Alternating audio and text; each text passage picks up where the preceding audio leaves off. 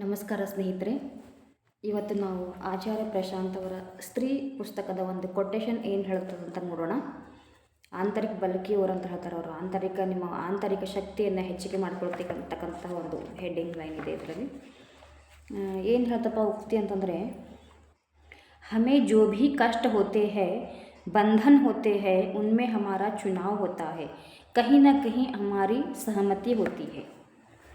ಏನು ಹೇಳ್ತಾ ಇದ್ದಾರಪ್ಪ ಅಂತಂದರೆ ಅವರಿಲ್ಲಿ, ನಮಗೆ ಏನೋ ಕಷ್ಟಗಳಿದ್ದಾವೆ, ಬಂಧನಗಳಿದ್ದಾವೆ ಅಂತಂದರೆ ಅದಕ್ಕೆ ಎಲ್ಲೋ ಒಂದು ಕಡೆ ನಾವೇ ಸಹಮತಿಯನ್ನು ಕೊಡ್ತಾ ಇದ್ದೀವಿ.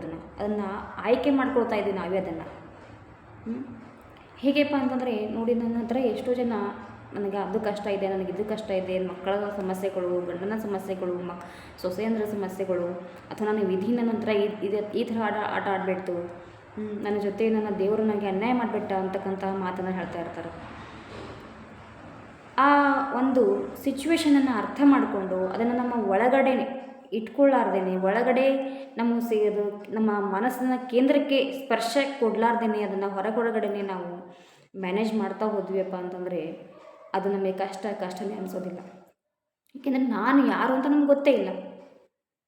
ನಾನು ಯಾರು ಅಂತ ತಿಳ್ಕೊಂಡ್ವಿಯಪ್ಪ ಅಂತಂದರೆ ಆ ಎಲ್ಲ ಕಷ್ಟಗಳು ತನ್ನಿಂದ ತಾನಾಗೆ ದೂರ ಆಗ್ತಾವೆ. ಎಲ್ಲಿವರೆಗೂ ನಾನು ಯಾರು ಅಂತ ತಿಳ್ಕೊಳ್ಳೋದಿಲ್ವೋ ಅದಕ್ಕೆ ಬೇಕು ಅಂತ ನಮ್ಮದೇ ಸಹಮತಿ ಇರ್ತದೆ. ಕಷ್ಟವನ್ನು ಬೇಕಂತ ನಾವು ಹೇಳ್ಕೊಂಡ್ಬಿಡ್ತೀವಿ. ಬೇಕಂತ ನಮ್ಮ ತೊಂದರೆಗಳನ್ನು ನಾವು ಹೃದಯಕ್ಕೆ ಸ್ಪರ್ಶ ಮಾಡ್ಕೊಂಡ್ಬಿಡ್ತೀವಿ. ಎಷ್ಟೋ ಸಂತರು ಶರಣರು ಹೇಳಿ ಹೋಗಿದ್ದಾರೆ. ಅವರ ವಾಚನಗಳಲ್ಲಿ, ಅವರ ವಾಣಿಗಳಲ್ಲಿ ಅವರ ಮಾತುಗಳನ್ನು ಅರ್ಥ ಮಾಡಿಕೊಂಡ್ರೆ ನಮಗೆ ಈ ಬಂಧನಗಳು ಅನಿಸೋದಿಲ್ಲ, ಕಷ್ಟಗಳು ಅನಿಸೋದಿಲ್ಲ. ನೋಡಿ, ಎಲ್ಲೋ ಒಂದು ಕಡೆ ಅವುಗಳನ್ನು ನಾವೇ ಬೇಕು ಅಂತ ಹೇಳ್ಕೊಳ್ತಾ ಇದ್ದೀವಿ. ಯಾಕೆ ಹೇಳ್ಕೊಳ್ತಾ ಇದ್ದೀವಿ ಅಂತಕ್ಕಂಥದ್ದು ಅಂದರೆ, ನಮಗೆ ಬೇರೆಯವರ ಸಿಂಪತಿ ಕೂಡ ಬೇಕಾಗಿದೆ, ಬೇರೆಯವರ ಕರುಣೆ ಕೂಡ ಬೇಕಾಗಿದೆ. ಏನೋ ಅವ್ರ ಕಡೆಯಿಂದ ನಾವು ಸಮಾಧಾನದ ಮಾತುಗಳನ್ನು ಪಡ್ಕೊಳ್ಬೇಕು ಅಂತಕ್ಕಂಥ ಇಚ್ಛೆಯನ್ನು ಪಡ್ತೀವಿ ನಾವು. ನೋಡಿ, ಇನ್ನೊಬ್ಬರ ಸಮಾಧಾನ, ಶಾಂತಿ ಮಾತುಗಳು ಕ್ಷಣಿಕ ಮಾತ್ರ. ನಾವು ಇರಬೇಕಾಗಿರ್ತಕ್ಕಂಥದ್ದು ನಮ್ಮ ಜೊತೆಗೆ ಮಾತ್ರ. ಬೇರೆಯವರು 5 ನಿಮಿಷನೋ 10 ನಿಮಿಷನೋ ಬಂದು 2 ಮಾತಾಡಿ ಹೋಗ್ಬೋದು, ಆದರೆ ನಿರಂತರವಾಗಿ ನಮ್ಮ ಜೊತೆ ಇರ್ತಕ್ಕಂಥವ್ರು ನಾವೇ. ಸೊ ಅದಕ್ಕೋಸ್ಕರ ನಾನು ಯಾರು ಅಂತ ತಿಳ್ಕೊಂಡ್ವಿಯಪ್ಪ ಅಂತಂದರೆ ಈ ಎಲ್ಲ ತೊಂದರೆಗಳು ಅನಿಸೋದಿಲ್ಲ. ನಾನು ಯಾರು ಅಂತಕ್ಕಂಥದ್ದನ್ನು ತಿಳಿಸೋ ಕೆಲಸ ಮಾಡ್ತಾರೆ ಆಚಾರ್ಯ ಪ್ರಶಾಂತ್ ಅವರು. ಅವರ ಗೀತಾ ಸಮಾಗಮದಲ್ಲಿ ಭಾಗಿಯಾದರೆ ಮಾತ್ರ ನಾವೆಲ್ಲ ತೊಂದರೆಗಳು, ಕಷ್ಟಗಳು, ಒತ್ತಡಗಳು ನಮ್ಮ ಮನಸ್ಸಿನ ಕೇಂದ್ರದಲ್ಲಿ ಇಟ್ಕೊಳ್ಳಾರ್ದೇ ಜೀವನ ಮಾಡೋದಕ್ಕೆ ಸಾಧ್ಯ ಆಗ್ತದೆ. ನಾನು ಎಷ್ಟೋ ಜನರನ್ನು ಪ್ರತಿಯೊಬ್ಬರು ದುಃಖದಲ್ಲಿ, ನೋವಲ್ಲಿ ಇದ್ದೇ ಇದ್ದೀವಿ. ನಾನು ಎಷ್ಟೋ ಜನತೆ ಹತ್ರ ನಾನು ಮಾತಾಡಿದ್ದೀನಿ.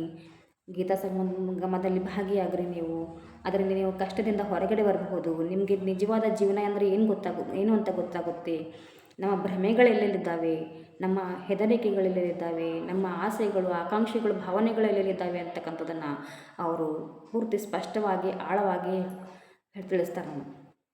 ಸೊ ಎಷ್ಟೊಂದು ನಾನು ಎಲ್ಲರ ಹತ್ರ ಕೇಳಿಕೊಂಡೆ, ಆದರೂ ಯಾರೂ ಕೂಡ ಈ ಒಂದು ಗೀತಾ ಸಮಾಗಮದಲ್ಲಿ ಭಾಗಿಯಾಗೋದಕ್ಕೆ ತಯಾರಿನೇ ಇಲ್ಲ. ನನಗನ್ಸುತ್ತೆ ಇವರೆಲ್ಲರೂ ಕೂಡ ಬೇಕು ಅಂತ ಒಳಗೊಳಗೇನೆ ನನಗೆ ಕಷ್ಟ ಇರಲಿ, ಇನ್ನೊಬ್ಬರಿಂದ ಸಿಂಪತಿ ಗಿಟ್ಟಿಸ್ಕೋಬೋದು, ಇನ್ನೊಬ್ಬರಿಂದ ನಾವು ಕರುಣೆಯನ್ನು ಪಡ್ಕೊಳ್ಬೋದು ಅಂತಕ್ಕಂತಹ ಒಂದು ಆಸೆ ಇದೆ ಅಂತ ಅನ್ನಿಸ್ತು ನನಗೆ. ಈ ಒಂದು ಕೊಟೇಶನ್ ಇಲ್ಲಿ ನನಗೆ ಅದು ಒಂದೇ ರೀತಿ ಅನ್ನಿಸ್ಬಿಡುತ್ತೆ ನನಗೆ. ಆ ಕೊಟೇಶನ್ ಇಲ್ಲಿ ಒಂದೊಂದು ಅದಕ್ಕೆ ಸರಿ ಅಂತ ಅನ್ನಿಸ್ತಾ ಇದೆ ನನಗೆ. ನಿಮ್ಮದೇ ಸಹಮತಿ ಇದೆ ಅಂತಕ್ಕಂಥ, ತುಮ್ಹಾರಾ ಹಿ ಚುನಾವ್ ಹೈ, ತುಮ್ಹಾರಾ ಹಿ ಸಹಮತಿ ಹೈ.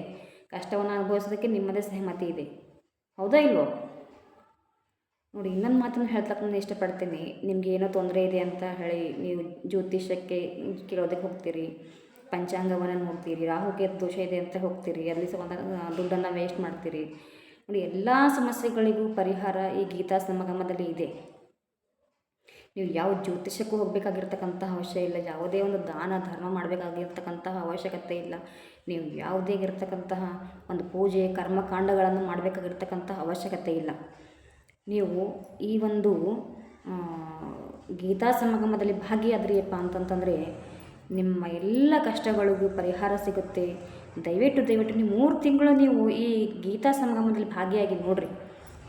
ನಿಮ್ಮ ಸಮಸ್ಯೆಗಳು ನಿಮ್ಮ ಮನಸ್ಸಿನಿಂದ ಹೇಗೆ ತನ್ನಿಂದ ತಾನೇ ಕಳಿಸ್ತಾ ಹೋಗ್ತವೆ ಅಂತಂದರೆ ಅದು ನಿಮಗೆ ಗೊತ್ತಾಗೋದಿಲ್ಲ. ನಿಮ್ಮ ಭ್ರಮೆಗಳೆಲ್ಲವೂ ಹೊರಟು ಹೋಗ್ತದೆ. ಇಷ್ಟೊಂದು ಹಗುರವಾಗಿರುತ್ತೆ ನಿಮ್ಮ ಮನಸ್ಸು, ನಿಮ್ಮ ತಲೆ ಎಲ್ಲ ಹಗುರ ಆಗಿಬಿಡ್ತದೆ. ಯಾವುದೇ ತೊಂದರೆಗಳು ನಿಮ್ಮ ಹೃದಯವನ್ನು ಸ್ಪರ್ಶಿಸುವುದಿಲ್ಲ. ತೊಂದರೆಗಳು, ನೋವುಗಳು ಜಗತ್ತಲ್ಲಿ ಇರೋವೇ. ಆದರೆ ನಿಮ್ಮ ಕೇಂದ್ರದಲ್ಲಿ ಸ್ಪರ್ಶ ಕೊಡಲಾರ್ದೇ ಇರ್ತಕ್ಕಂಥದ್ದೇ ಜೀವನ. ಆಗ ನಾವು ಜೀವನವನ್ನು ಆನಂದದಿಂದ ನಾವು ನಡೆಸ್ಕೊಂಡು ಹೋಗ್ಬೋದು. ನಾವು ಆ ಒಂದು ಆನಂದದ ಸ್ಥಿತಿ ಎಲ್ಲರದ್ದು ಆಗಬೇಕಂತಕ್ಕಂಥದ್ದೇ ನನ್ನ ಒಂದು ಆಶಯ. ನಾವೆಲ್ಲರೂ ಆನಂದವಾಗಿದ್ದೀವಪ್ಪ ಅಂದರೆ ನಾವು ದೇಶವನ್ನು ಕೂಡ ಚೆನ್ನಾಗಿ ಆನಂದವಾಗಿ ಇಟ್ಕೊಳ್ಳೋದಕ್ಕೆ ಸಾಧ್ಯ ಆಗ್ತದೆ. ಸೊ ದಯವಿಟ್ಟು ಎಲ್ಲರೂ ಗೀತಾ ಸಮಾಗಮದಲ್ಲಿ ಭಾಗಿಯಾಗ್ರಿ. 3 ತಿಂಗಳು ನೀವು ಪರೀಕ್ಷೆ ಮಾಡಿ ನೋಡ್ರಿ ಅಂತ ಹೇಳ್ತಾ ನನ್ನ ಧನ್ಯವಾದಗಳು.